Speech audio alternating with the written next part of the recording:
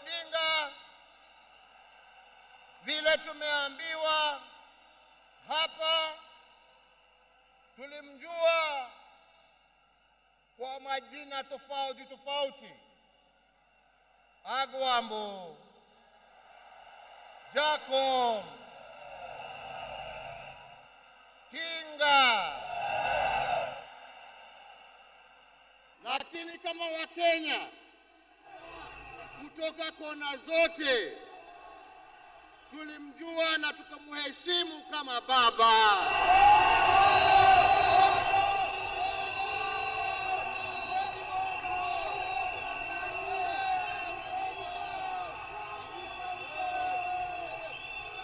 Na tulimuita baba kwa sababu Mheshimiwa Raila Amolo Odinga alipenda nchi yake Kenya kuliko kitu kingine chochote.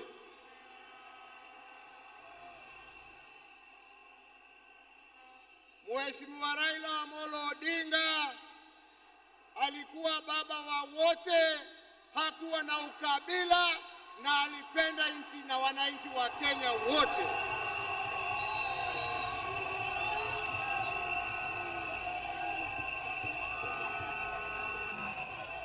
Na testimony hiyo yaoneshwa na marafiki tofauti tofauti ambao ukienda kumtembelea kwake nyumbani ulikuwa unawakuta huko.